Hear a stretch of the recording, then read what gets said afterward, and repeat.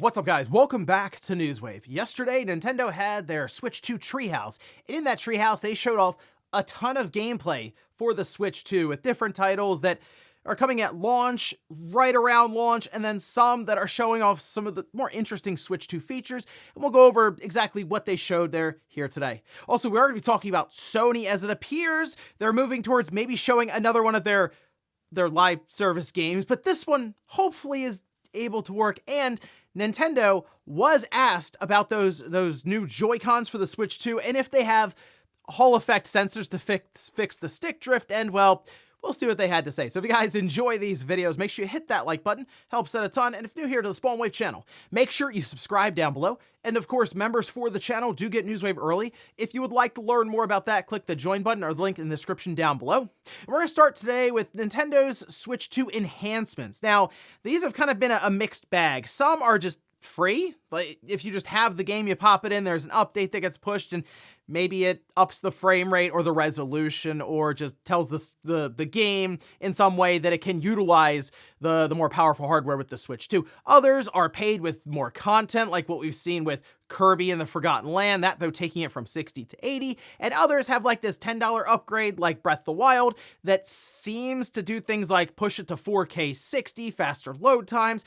And it also appears Nintendo is adding at least some of these enhancement patches that would have been paid to their Nintendo Switch Online expansion pack, which you can see here. As of now, they have Breath of the Wild and they have Tears of the Kingdom, both Switch 2 editions, so the enhanced editions, will be part of NSO. So if you already have the expansion pack and you're planning on, say, getting the Switch 2 and you have these games, you'll be able to just download the enhancements right there, I guess day one with the system and NSO expansion pack. Now, this is just a way for Nintendo to kind of invent a problem or a price point to then throw into their subscription service and make it feel more valuable. I still feel like some of these enhancements, especially when it comes down to resolution, loading time, like frame rate, all of that being fixed up, should just be free updates. I mean, we already see Microsoft do it with the Xbox. I know Sony's kind of been like, yo, it's $10 for the PS5 version, so like the path was already kind of drawn, but Nintendo has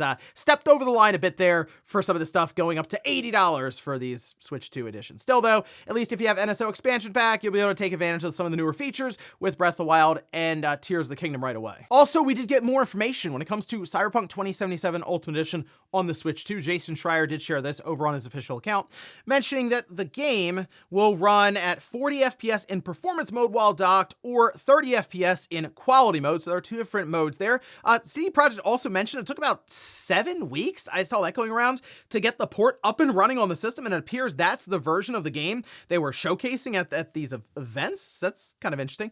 Now, the game will also be retailing at $70. It's coming out at launch, and it will be shipping on a 64GB cartridge, so you won't have to be downloading the game or anything like that. It'll be all there on one cart at $70. So that is kind of interesting because it makes me wonder how often a new game shows up on the Switch 2 that will take advantage of the $80 price point that's been set by Nintendo with Mario Kart World, especially after seeing Donkey Kong being $70. I'm starting to think for Nintendo, the big games like a Tears of the Kingdom style, I guess Mario Kart, 3D Mario, still curious about Pikmin, those will maybe tap that $80 mark, and hopefully it ends up being less and less common, although we're already seeing it with some of these bundled enhanced editions, as we've previously mentioned. At least for now, though, seems like Cyberpunk 2077, everything on a 64GB cartridge, will be launching at $70. Oh, and some more news when it comes to pre-ordering the Switch 2, as it appears Jake Randall has been out and about trying to figure out if GameStop will be doing in-store pre-orders. We can see this post up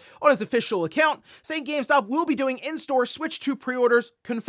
Mentions going to 6 different stores today to ask and was given the same answer. Now, not sure if people are going to be camping out, as he says here, but I mean, you can decide what you want to do there. My plan was to go at open, I guess, on April 9th and get at least a pre-order in here at GameStop so I can get that set up. I'm going to do a teardown for the Switch 2, so it might not be a bad idea to try to locate a second one later on, just in case. But that is kind of the plan, of course, as usual. New hardware comes out, do the teardown, explore the system further there, along with accessories and everything. So I certainly have some pre-ordering to do, and I guess I'll be checking in at GameStop right away on April 9th. And guys, with some of the quick news out of the way, let's get into the bigger stuff. Let's start right away with Nintendo and their Switch 2 Treehouse. Now, they mentioned there were going to be 2 days, Thursday and Friday, where they would have extended looks at some of the different games that they have announced in the Direct, and mostly ones that would be set up closer to launch for the system, just to give you a better idea as to what you'd be getting into if you wanted to spend $80 on Mario Kart World. But in this case, they even showed off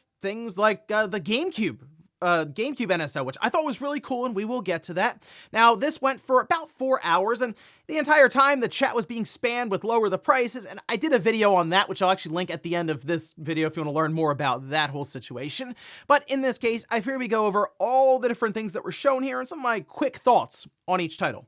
So starting, of course, they did have Mario Kart World, and I will say, visually speaking, it looks good. Like, the stream was in 4K, so I'm glad Nintendo is doing this now, so we can at least get a pretty good interpretation of what it is. It's still going through YouTube compression, and it will just look better on, you know, a TV in front of you natively, but at least gives us an okay idea of it. Rail grinding and wall riding looked really cool. They were going back and forth between them. Made the track look more vertical at times because they were kind of climbing up a wall, jumping back and forth while they were wall riding. Pretty cool stuff there. Now, we need to see more about this game, and that will be happening April 17th in the Direct. Nintendo sort of has to climb out of the hole they've dug themselves into here with that $80 price, and I assume April 17th with the Direct, they're going to do their best to sell us on this game for that heightened price point. So we'll see. I'm holding out judgment for April 17th, and we'll go from there. Now, at that point, they did move over to Donkey Kong Bonanza, which I think this game looks awesome. They sat down and played it for a good bit of time, and I will say the destruction itself looks great. The frame rate looked steady all the way through, even though all kinds of stuff was blowing up. So while you can punch forward and downward to break through walls or floors or anything as DK, you can also pick up things that will just explode. And when that would typically happen with different systems, especially, I mean, the current Switch now, any kind of explosions and effects in games, you expect the frame rate to tank. It was moving along really well here. Again, visually speaking, it looked really good. Now, I think there's a lot of potential here for hidden areas and just interesting levels and kind of leaning into that adventure aspect, almost like that Mario Odyssey feeling at times. So I'm going to keep my eye on this one. I am picking it up in July, and I think this has the potential to be an awesome 3D platformer, and good to see DK be able to get back into that genre there after Donkey Kong 64, you know, forever ago. They did move to Metroid Prime 4, and okay, this looks impressive on the Switch too. So to me, you can kind of tell on the current Switch, yeah, like the resolution, it's doing its best like that. But this looks super sharp, really clean. Just like in general, from the first person view with the visor and your cannon there and everything, but also down to some of the real time cinematics and stuff they were showing. It looked really sharp. It does feel less confined though. So I'd obviously played Metroid Prime Remastered most recently, and it's so isolated and quiet. At least the parts they've shown here, I mean, there's a lot happening. There's the big mech that they had coming through. There's soldiers and scripted set events everywhere. So they're trying to make it seem like there's just a lot happening around Samus at any given time, at least in the level we've seen here. Now, the mouse controls seem okay. I think I'm just going to stick with the Pro controller playing through Metroid Prime 4. But I do think it's a shame this isn't a launch title. I think it would make a lot of sense as the single-player game next to the obviously slanted Mario Kart World for multiplayer. So, unfortunate. We still need a release date on it, too, which is crazy to think. We're about to go into the next generation, and we're still waiting for Metroid Prime 4 to come out. Wow. Okay, Switch 2 Welcome Tour was up next, and it is a cool like game and stuff that they're showing here, but it mostly shows how the system works through different interactive pieces, and like the environment itself is cool that they show because you're kind of walking through what feels like the Switch or the Joy-Cons. And the mini games, one example, they try to have you guess the frame rate that they show you or the resolution. The way they did that was they have a tiny Mario Brothers game that's like, people were saying it was like the size of a postage stamp, and then it gets larger and larger as you play it. So if it starts with native resolution from the NES on a 4K display, it's gonna be tiny, and then it just blows up eventually to 4K, just to give you an idea as to how big, or I guess how dense in terms of pixel count, 4K really is, right? So that was an interesting and even clever idea, but it still should just be a pack-in game. I think that's how a lot of people look at it. And it's even weirder when you realize that apparently the price around this is $10-ish is what's being floated. So if this thing's like 10 or 15 bucks, I don't get why they didn't just throw it in the or just have it preloaded on the system out of the box. We had DragX Drive, and the entire crew had to move to a new spot because they had dual mouse controls, which immediately makes me think this is not as pick up and play as you would hope for a Switch 2 game. But it did show the mouse function work in a game outside of just using it for a cursor. So that's good. It is a genuinely creative idea for the mouse function. And I think MKBHD mentioned that when they were doing the hands-on event, you could put it down, say, if you're sitting on either leg and just kind of move the mouse back and forth. So you could technically play it sitting there with no table or anything, but I don't know if that's going to work great. It seems like something is better if you're set up at a desk somewhere and you can just use that whole area. They said there's a 14-second shot clock, so you can't just hold the ball the whole time. And you get extra points for doing tricks during the shot. So, if you go up a ramp and jump, spin around, make a shot, you get a few more points. They even end up going to, decimals. But it does remind me of ARMS, I guess. Sort of that type of game for launch or around launch, to show off one of the system's more unique features, in this case, the mouse control. Okay, then they moved into GameCube as the last thing I saw here. The menu, by the way, looks awesome because it has all the cover art for the titles. And I'm just kind of picturing when we're a year in and they have 10 or 11, 12 games even, and it's just populated completely with GameCube box art. That would be really cool. Also, Mario Strikers is there for some reason. I think they realized it later and were like, oh yeah, that's coming out later on, and that makes me think now that Mario Strikers is going to be the first game that gets added in, so we'll see if that ends up being correct. Wind Waker, though, it's finally coming to the system. It looks good, by the way. So they already said they're using they're using higher resolution, upscaling stuff, and it looks clean.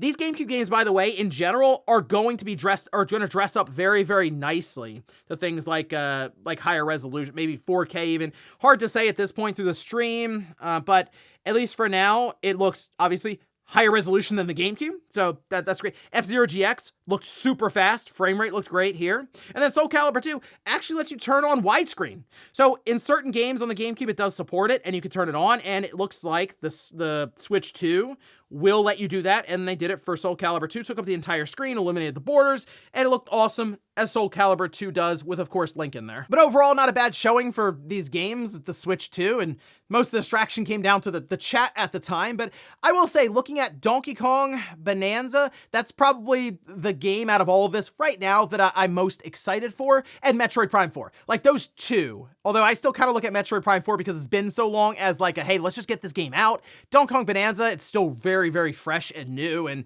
I think it looks really cool with some of the stuff they're doing with the environments and how interactive it is. But we'll see, I guess, what day 2 holds for the Treehouse later on today. I'll check in and I'll let you guys know, actually, I guess next week on Monday, what exactly happens. Next up, let's talk about, I guess, the next live service game from Sony. After what happened with Concord, it does feel like they need kind of a win here, and I guess you turn to the acquisition that cost you billions of dollars, and that's Bungie. Well, it appears that they're preparing for news around their big new flagship, it feels like, live service game, that being Marathon. Of course, they've been working with Destiny 2 for a long time, and it feels like that's kind of fallen by the wayside a bit, and hopefully Marathon ends up being good, but you can see this post up. This is on their official account, obviously with a video that is teasing something Marathon related here, and the subreddit and stuff have really been looking into this and trying to figure out exactly what they're doing here. But then you see Xbox with little eyes there below it. Some people asking if there's gameplay coming, a new trailer. What are we doing here? Well, I mean, the last time we, I guess, saw Marathon was almost 2 years ago. It was mid-2023, so you kind of feel like they'd like to get something going here with the live service title with Marathon, and Sony it has been a great venture for them so far. But you feel like out of everyone they have now, you'd assume Bungie would be the team or the studio to be able to pull it off and have a good, in this case, extraction shooter with Marathon. I'm still trying to figure out what kind of weight that name even has. It had very little even with the classic from forever ago. But if it's a good extraction shooter, it can still catch on just with the community, I guess, of extract shooters and stuff. And in this case, I'm interested in it, but it is going to take a lot of convincing after what we've seen with these live service struggles from Sony with Concord and others. So here's hoping it's good, and I guess I'll keep an eye out for something Marathon related here soon, and really, they could do it at any time. They don't even need a state of play. They can just show up and say, hey, new trailer for Marathon, look out hopefully towards the end of 2025, where we can start opening it up to more people to check out. Next up, let's talk about Nintendo and the Joy-Con drift, which has plagued them since just about the beginning of the Switch. It's been a long time, and there have been multiple ways that people have attempted to fix them when it comes down to either spraying stuff into the Joy-Con, changing the stick out completely with a replacement one that's the same, or even installing Hall effect sensors that have been hit or miss at times, we'll say. Well, the obvious thing, if they're going to design a new Joy-Con for the Switch 2, is to use Hall effect sensors in the joystick. Well, Nintendo was asked about this by IGN, which we can see posted up. This is over on their website, where they say Tetsuya Sasaki, the general manager at Nintendo's Technology Development Division and senior director at its Technology Development Department, told the assembled media that the new Joy-Con 2 controllers were redesigned from the ground up, but failed to say anything specific about drifting. Quote, as you may have witnessed and felt, the new Joy-Con 2 controllers for the Nintendo Switch 2 have been really designed from the ground up, from scratch, and they've been designed to have bigger movement and also smoother movement. Aside from the color, the Nintendo Switch 2 Pro controller may look indistinguishable from the previous controller at first glance, but it was also redesigned from scratch. In particular, left and right control sticks are quieter and don't make noise, even when they've moved quickly to the edge. Also, they glide very smoothly, so we've taken to calling them smooth gliding sticks. Okay, as they're calling them smooth gliding sticks, we made efforts to reduce the feeling of bumping when you tilt them. In fact, there's been a long-running project at Nintendo with the grand ambition of developing the pinnacle of all controllers, and we've been researching it hard for a long time now. All they asked is, are there Hall effect sensors in this? And they go on to a whole spiel about the sticks. They talk that much about smooth gliding sticks, but the Hall effect, the drift stuff, I understand. I'm sure Nintendo was like, look, if anything drift related comes up because of the lawsuits we've been dealing with, don't say anything that would implicate us in that. Like, hey, yeah, we realized there was a big issue with drift with the Switch 1 and those Joy-Cons, so we redesigned it completely because of that. Don't say that. And I think it is going to come down to simply a teardown of the Switch 2 Joy-Cons and the joysticks to see if they are indeed using magnets, say, to track the position of the joysticks. And it feels like that would make the most sense based on what they've learned with the current Switch Joy-Cons. But I also understand you cut corners somewhere to try to save money, and even though the Switch 2 Joy-Cons are $90 for the pair, which everything feels expensive for the system, I know, but then you would assume that they would look at that and go, yes, let's avoid what happened with the current Joy-Cons and let's just go Hall effect. Let's research that. Let's figure it out.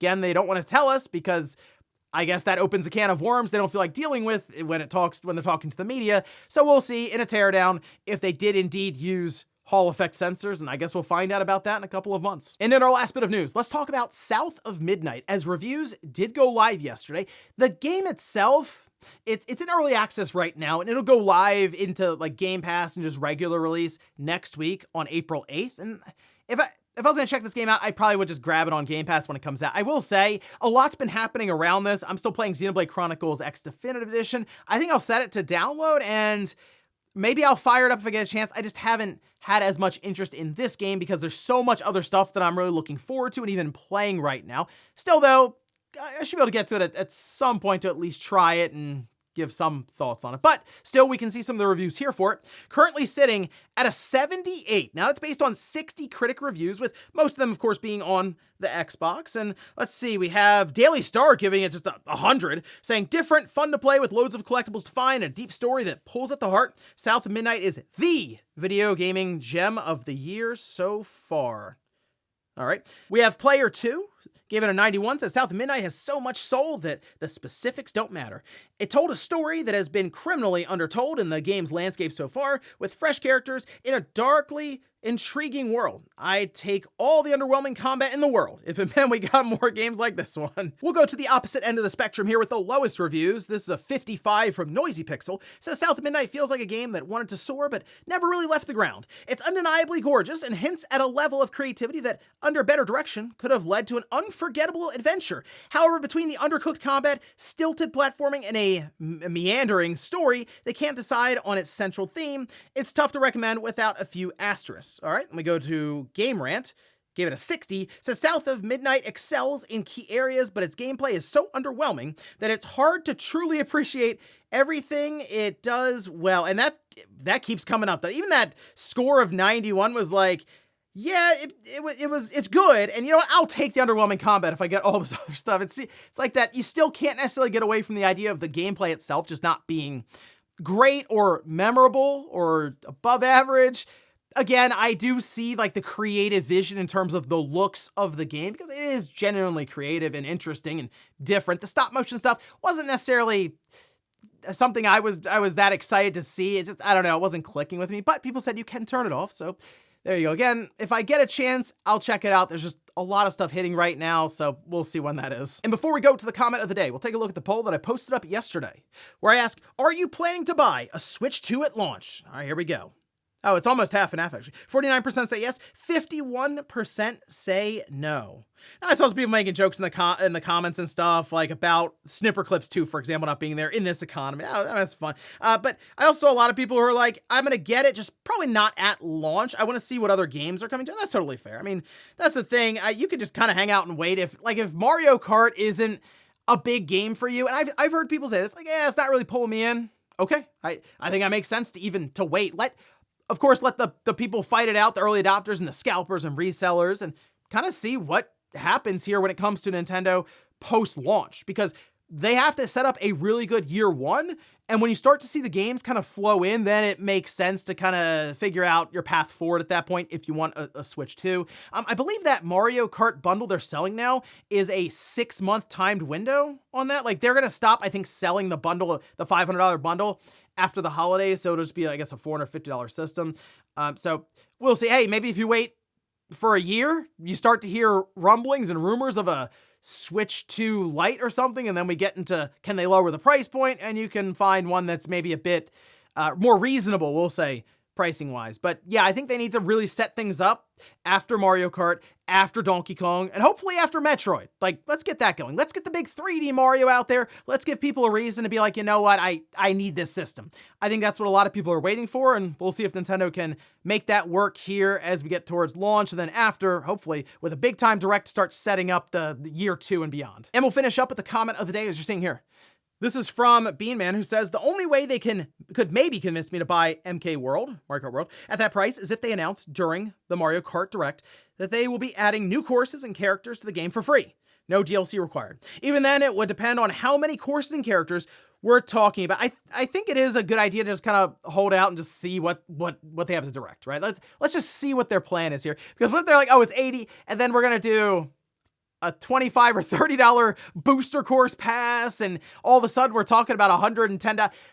It's possible. Like, they could do that, but you're right. They could also go in the direction of, hey, we're just going to have content updated constantly, a big roadmap for this game that's like a year or 2 long, and we'll just add characters. And oh yeah, there's people were mentioning there could be 80 some odd characters in here and like almost 30 courses. And if it is that packed with content, and there's a lot to do, and there's even a full single player adventure mode, and it's just like tons and tons of stuff, I think people can start to maybe like, oh, okay, maybe that's worth 80. I don't know. When we get to that, some people are obviously going to buy it, right? So that's the big question. Can Nintendo make people feel that it's actually worth putting that kind of money down for Mario Kart at launch of a system that you're also paying $450 for? I guess unless you get the bundle and it's $500. And ladies and gentlemen, that's going to do it here for Newswave. If you enjoyed this video, guys, hit that like button. If not, hit the dislike. Leave comments down below about everything we talked about here today. If you missed yesterday's Newswave, I'll leave it up here in a card. Or maybe you want to hear more about how the Nintendo Treehouse didn't necessarily go according to plan for Nintendo while they were showing it off. I'll leave that in a card right below it. Thanks, guys, for watching, and I'll see you next time.